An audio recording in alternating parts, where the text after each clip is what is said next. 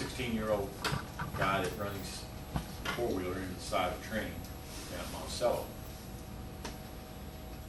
Fully aware that I probably talked to him last year about this topic. This is not an immunization program. It's an information program. I can give you the information that will make it safe for you. It will be safe for you to live with the trains if you use it. But if you don't use it, or you ignore it, or you find something else to think about while we're talking about this, then that could very well lie into your future very easily. I mean, that's how we were having 10,000 collisions a year back in those days before people were given a little bit of information. These folks didn't have the information. I'll show you just a few. That's good. Some people did. That's what a warning system does. I'm not here to preach to you. It does the same thing for all of us. It warns us. Period. Won't keep you from getting on the track in front of the train. It can't do that. You need to go to Europe or Japan. Some of those places have kind of a protective type system, but here, today at least, this is what we have. We have a system that warns us. You have just about all this stuff right here. We'll go through that here in a second, but it's important to realize that there isn't something right there at the crossing that's going to keep you from having a collision with the train. It's not there. That's always going to be up to you, at least for now. This is the way I do it. I've been around railroads all my life. My father was a railroad guy, and I grew up around him. I've worked for him since way back in 1968. I hate to admit that, right out of high school. I expect the train to be there. When I come to a railroad track, I just think train, and I know that they run on any track at any time in any direction. And I do what it takes to be safe, and that's really not that much. You just don't take chances in front of them and expect them to be there. But most of us don't have that kind of a habit. How many of you crossed the railroad tracks today? Probably most. How many will?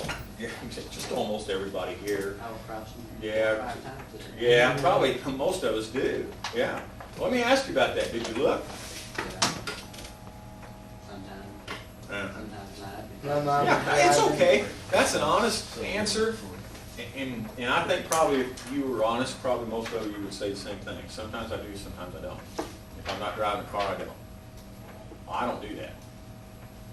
I don't do that. Because I know that other people don't have my habits at railroad crossings. I don't let them drive me across the railroad track without myself looking, providing that I'm in a position to do so. It's very easy not to have that habit for this reason. Those of you that did look, that you testified you looked, what did you see? Nothing. Railroad track, yeah. And because that's what we see, and that's what we see most of the time, is railroad tracks. It's very easy to get into the habit of not looking, not taking care of ourselves. And if we do that, then we may have to live with that habit for 60 years. Most of us aren't lucky enough to be able to do that. It's better to have good habits that ensures your own safety.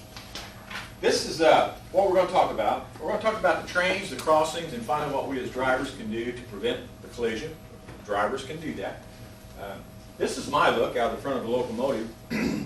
Kind of generic looking. We got a few levers, make it go, make it stop, some gauges that show me the power being generated, airflow within the train. That's how our brake system works.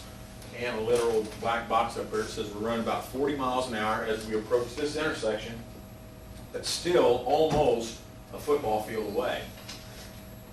Now, I'm almost positive that most of you have been in that car at some point. That's a football field away. I don't think most people feel endangered if the train's a football field away. I think many people would cross in front of a train that close and never consider that to be dangerous at all. And I think that the reason why they do that is because they pretty much have an automobile driver's perspective about that approaching train. If they're not an engineer, they don't know what this thing is going to do. They probably judge it as a car, another car coming down the road. Let me ask you about that. You're not driving yet, but if this was your car, you were driving down the road at 40 miles an hour, still almost a football field away from this intersection, what would you do in this situation? What would you do? Okay. Slow down. Okay, and how would you do that? You certainly could, so how would you do that? I'd put on my Well, you brakes. could take your foot off the gas first, right? Yeah. And what would it do? The car would immediately slow down some, and when you put your foot on that brake, what happens? And you stop. It really slows down, and you can come to a stop here. I think most of you realize that at 40, you have the time and distance necessary to stop before you get here if you're driving a car. Now, I hope that you don't do this, but in the event that you're talking on that cell phone and you look up and you're quite a bit closer than this, then chances are your car won't stop. But you do have a steering wheel. And you're going to avoid many collisions simply because you can turn the steering wheel sometimes and avoid people. Kids run out in front of us, deer run out in front of us, all kinds of things, and we turn the wheel sometimes. Many of you have been in a car already that's done that and avoided the collision. Well, we're not able to do that here. In fact, we're not able to do any of those things here, usually. This is what happens here. In about 4 or 5 seconds, the train covers that distance. And if any part of that vehicle is still there, it's going to assume the speed of the train. And that's going to be 40. Very different than a car. The reason for it is because of the way they operate. Stopping distance is very different for them. If you're going to be doing this pretty quick. You're driving highway speed down the road someplace and suddenly you have to stop. A deer runs out in front of you, some farmer backs out of a field, whatever, and you have to stop quickly. How far will your car go at 55 miles an hour before it stops? 200 feet? This guy said through this program before, a couple hundred feet. Corn and soybeans be going out of here pretty quick. A lot of that on the roads. They stop in about, a big truck stops in about a football field, about 300 feet.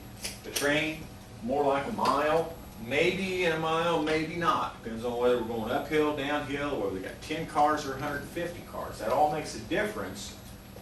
But even one locomotive weighs about 400